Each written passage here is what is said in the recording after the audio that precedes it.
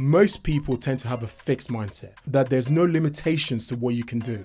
And when you have that, there's so much power in that. Getting things done and not wavering and not giving up and not quitting. Lose your oyster, someone nicks your laptop, and your heels get broken.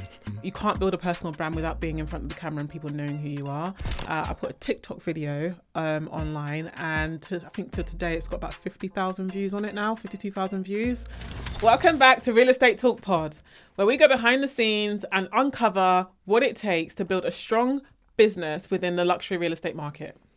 We're your hosts, James and Vicky, and today's episode, we're talking about one of the most important things for agents, standing out and winning in a competitive market. Yes, from leveraging marketing campaigns to building a strong personal brand and all the strategies we use to grow our business. So if you're feeling stuck, invincible, and feeling that you're doing everything right but not achieving success, this one is for you. Yes, we'll be uncovering the key strategies for building your personal brand, but also some mistakes to avoid to make sure that you're successful moving forward. What kind of mindset do you think you need to build a successful luxury real estate brand? Certainly, I think this is probably the most important thing to consider when you're looking to build a luxury real estate brand and build a successful business. The first thing is to actually have the faith and the belief.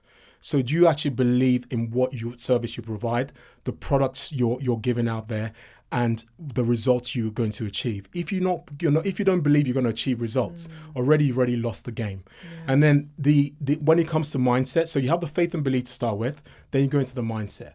Most people tend to have a fixed mindset. Hey, guilty. The first from coming from a employee mentality, where you have a fixed mindset of my next stage in my career is this, becoming a manager or sales manager, wherever it is. And all you're doing is to get there. And you're not having that exposure of actually, I could be a sales director, or I could go into a marketing manager, or I could be a project manager and so forth as well. So a lot of employees, just like myself, I used to be an employee, I had a fixed mindset. And the one thing that really changed for me when I made that transition from being an employee to a business owner and entrepreneur is having a growth mindset. What is a growth mindset? A growth mindset is having the ability, the relentless ability that you are going to develop, you're going to improve yourself, and you're going to actually can achieve anything. Is that classic nothing is impossible and everything is possible. So having that there's no limitations to what you can do. And when you have that, there's so much power in that. Yeah, 100%. I think so much power. That's so important, because on the tough days where things aren't going as planned, where you're getting a lot of no's, having that mindset and that resilience and that, I guess, belief in yourself is what brings you back into, getting things done and not wavering and not giving up and not quitting, throwing in the towel. Indeed. The mindset, it's all about the mindset. Indeed. Your mindset will get you through on days when you feel like, I haven't achieved much today. Yeah. Or, the results are not coming in. Or the mindset you got to have, right? Let's just break it down. Is the mindset you got to have is basically ensuring that you can deliver and you can continuously work at a high level, regardless of what happens in your life. All right, let's just put into context. You lose your oyster, someone nicks your laptop, and your heels get broken, right? And you're going into a meeting. Day. Yeah, it's a tough day, right? Let's just break it down. It's a tough day. But you still deliver 125%. You still show up. You argue with the missus, or you fall out of bed, whatever happened to you that day, right? But you make sure you still get the job done. That is the difference. Hey, come on, hey. It's all part of the package, man. It's all part of the package. But that's what it's about. Yeah. That's what it's about. You don't want to give up when it's like, oh, I've done this for 6 months and I haven't got my first completion yet. You need to keep going. You need to keep going, because it's the joy in the journey. Rather than just, I want to get paid today, right? It's the joy in the journey and enjoying that process. Because guess what? That process will make you relentless. Yeah. That process will make you want to be more successful, because you've already got the DNA for it. Yeah. That's the difference. Yeah, you start to realize, especially if you come from, I guess, a 9-to-5 corporate job and you're moving into, the luxury real estate self-employed route, you're not working on a salary anymore. You can't have a day off and still expect to be paid. Yeah. You're not getting paid at the end of the month unless you put the work in. So Definitely. You have to get out there, regardless of how you're feeling, regardless of what is going on in your life. You have to get out there And at the end of the day, there are no excuses. No, certainly. Certainly. Yeah, there are going to be days where you might need to take a day off, get yourself recouped, but get yourself back out there the next day and make it work. Indeed. And that growth mindset is not only in what you're doing, but in your self-development, in who you are and what you stand for and what you represent for your family, your heritage, your legacy that you want to leave behind. There's so much power in that. But when you have that as a platform and your foundation, the next thing is personal brand. 100%. Right, let's go into personal branding, because I know that's something that you focus heavily on. Yeah, definitely. I think your personal brand is individual to yourself. I think you have to come into this business knowing who you are, and being able to showcase who you are and not really focus too much on other people and what other people are doing. Yes, you can take inspiration from other people, but ultimately you need to know who you are and build your personal brand around that. For me, I'd like to class myself as bougie with a sprinkle of, with a sprinkle of, I don't know. I can't really explain my realness. But bougie with a sprinkle of realness. Yeah. I like to present myself in a certain way. I like to speak in a certain way, because I feel like if you are selling luxury homes, you do need to represent the clientele, the homes that you're selling. So, and I've always been kind of that way inclined. Definitely. So yeah, she's never lied. Present yourself in a way that you want to be received. Yeah. And secondly, get yourself out there. You can't build a personal brand without being in front of the camera and people knowing who you are. You can't be shy to just put a camera in front of you and just speak to the camera. You really need to showcase to people what you can do, what you can deliver, what you have to offer. And people buy into you as a person. Be authentic. Don't pretend to be someone you're not. Definitely. Don't just. And one thing I also like to echo: don't just list properties for the sake of listing properties. Don't just have ego listings, as I would like 100%. To say. Actually focus on building your brand around selling properties, not just listing properties. I think that's really also very important. No, definitely. And personal branding is so key, because people are going to buy into you. Yeah. And when you're likable, people want to do business with you. If you're pretending to be someone you're not, people will see through that eventually. Yep. And guess what? You lose credibility. So There's so much power in that personal branding that you just mentioned as well. 100%. No, certainly. And then going into kind of for standing out, what kind of strategies and so forth. So for me, a key part is marketing strategies. And what I mean by that is actually when you're looking at the listing, the kind of home that you're actually looking to sell, but able to ensure that home, the story of that home is being told. So what do I mean by that? Understanding what type of buyer you're trying to attract. So if you got, say, a 2-bedroom apartment, it's going to be someone that's going to be single person or couple that kind of like maybe buying their first home together, or potentially a couple that are having their first baby, but then being able to showcase that home in the right kind of right light to ensure that it's echoing the kind of people you're trying to attract. Yes, so when you're doing the marketing videos and the marketing campaigns, it's about telling the story of the type of person who's going to be in this house. This is where you could have your first baby, or a young couple is accessible. They might be a young couple working in the city. You talk to them about the transport links to the city. You talk about if they're working from home, they could have a personal office. You can talk about the area in terms of the nearest cafe or the nearest gym, because they're going to be younger, where they can socialize.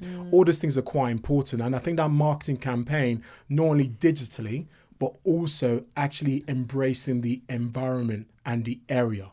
So what I mean by that is actually going around the area to talk to people about this property, to people about this listing, and let them understand that there's a fantastic listing coming onto the market very, very soon.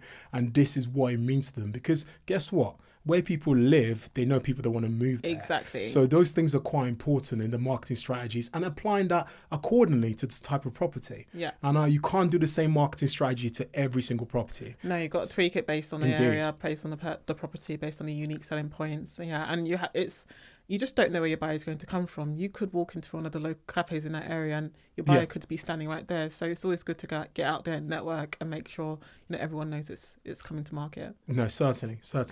And what would you say is another important thing to consider? I think social media. Yes.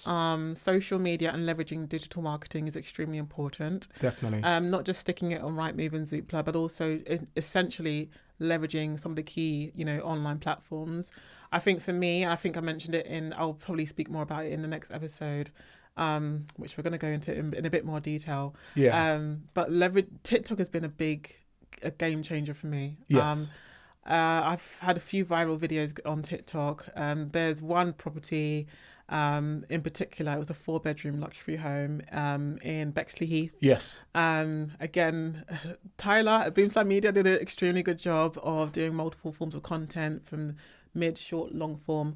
I put a TikTok video online, and I think till today it's got about 50,000 views on it now, 52,000 views.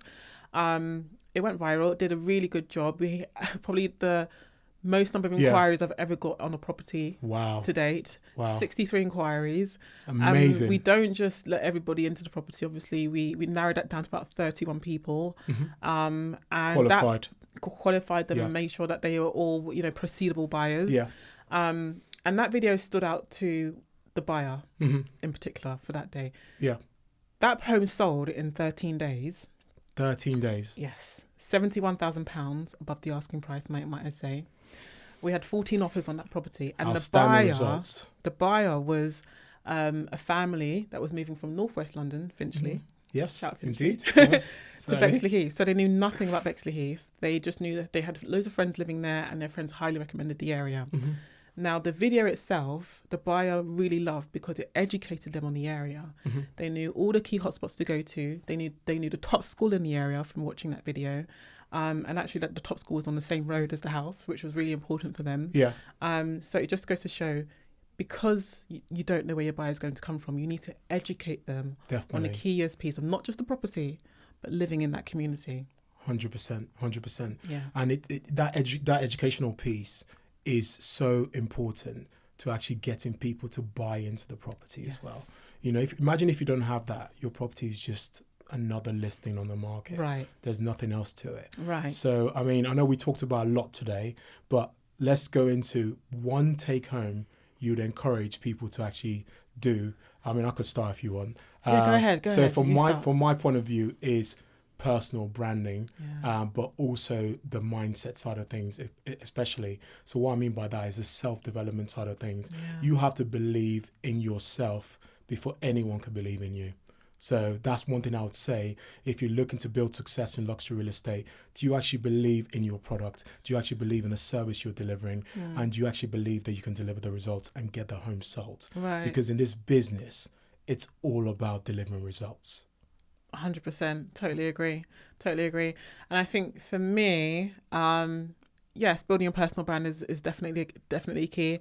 And I'd say leveraging social media, because of the campaigns that I've done, it has led to our vendors, selling their homes within record timing. Yes. Which means that they have now moved into their new homes, within a reasonable amount of time. We've got them through conveyancing really quickly too. No, so it's all about, not just educating people, educating buyers on the value of a property, but it's also making sure that we do our jobs in a timely manner.